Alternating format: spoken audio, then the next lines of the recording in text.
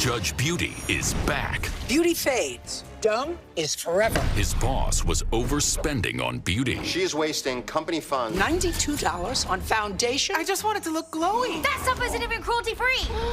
I find you guilty and sentence you to $14 glowy skin. Your Honor, in my humble opinion, that is more of a reward. And my humble opinion, you're a putz. Okay. Judge Beauty serves eyes, lips, facts. In E.L.F. we trust. Well, there you go. That was the newest Super Bowl commercial from E.L.F. Beauty, the value-oriented cosmetics company. It's been one of the great growth stories of our era. But what's happening with the stock? Okay, after a magnificent run over the past 3-odd months, it got slammed today. It's down nearly 5% in response to last night's earnings report. Even though the company delivered an impressive set of numbers, E.L.F. gave you a substantial sales and earnings beat. Management raising the full-year forecast across the board, highlighting several areas where they gained market share. Initially, the stock jumped, I think, correctly, 7% in pre-market trading, but eventually gave that up. So what happened here? Let's check in with Tarang Amin. He is the chairman and CEO of E.L.F. Beauty. Find out more about the quarter, what comes next. Mr. Amin, welcome back to Mad Money. Well, thank you for having me. Well, if I get to vote on commercials, I don't have to see the others. Obviously, I just saw the funniest one. We were laughing about it. What makes you think that this one, what do you want this one to do? What do you want it to tell America?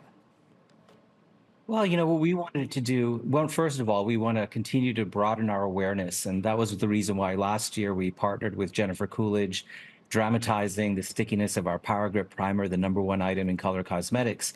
So this time around, we decided to do the national buy. We're partnering with Judge Judy, as you just saw, and this cast of suits. And this time we're dramatizing you don't have to overpay for makeup, that you can have our Halo Glow liquid filter and have the best of beauty at a fraction of the price. Now, I'm glad that you mentioned that, because I've decided that when I look at my wife's cabinet, there are $30 bottles and there are $6 bottles. And they seem very much the same to me, and now they seem very much the same to my wife. You have figured it out, sir. You recognize that people are paying too much for cosmetics, and you are really upending the entire paradigm. It's resonating in Target, in Walmart, in CVS. Tell us about the amount of shelf space that you've taken. It is monumental. Well, I think what we're being rewarded by is being the most productive brand in color cosmetics on a dollar per foot basis. We're the #1 brand at Target, our longest standing national retail customer, and we're looking to replicate that strategy with other retailers. I'm very happy to announce that we're picking up space at CVS, at Walmart this summer, with Shoppers Drug Mart in Canada, with Boots in the UK, and it really is a reflection of the tremendous growth we're driving. I do want you to tell people, I can put words in your mouth, but I don't want you, just in terms of where your stock has come since look, you first came on, stock was in the low teens. I mean, that's an 1,800% return in 4 years. I mean, that's rather remarkable. You have been the best performer of almost every stock I follow. Well, thank you. I really appreciate that, and I'm appreciative of the team. But I'd say there's 3 things that are driving that. First is our exceptional, consistent category-leading growth. We just finished our 20th consecutive quarter of growth, averaging at least 20% growth over that entire time. Second is the tremendous white space people continue to see in us. We're highly confident we can again double our share in color cosmetics. Skincare and international are even bigger opportunities. But probably the most important thing that I'd point to is our high-performance team.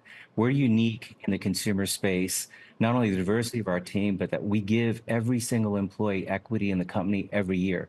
So we have a passionate team of owners who are united in our mission to make the best of beauty accessible to every eye, lip, face, and skin concern. Sir, you must have many millionaires who work for you.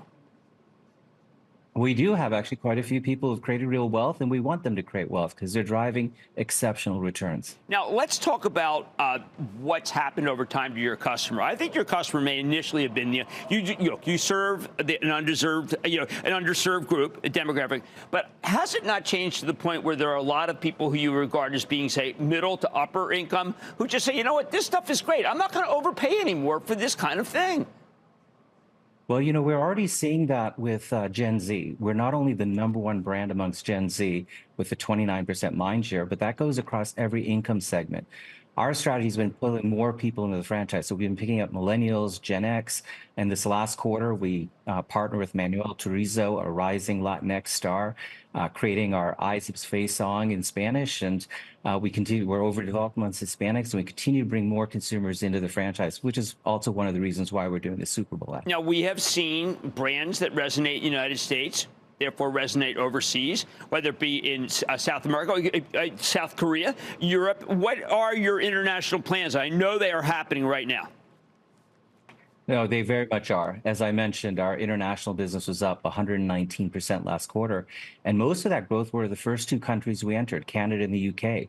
Last quarter, we entered Italy with Douglas in Italy and quickly became their #1 brand, not only in the mass side, but also across prestige. And we found two things. One, our value proposition resonates all over the world. And second, given our strength in social media, the Italian consumer already knew about E.L.F. long before we got there. So we have big plans to continue to expand our brand to the world's consumers. How did you know? You're the first person who taught me that TikTok could be huge. I thought it was an extraneous point. How did you know, and how explosive is that channel for you? Well, you know, our strategy is we want to live and follow where our community lives.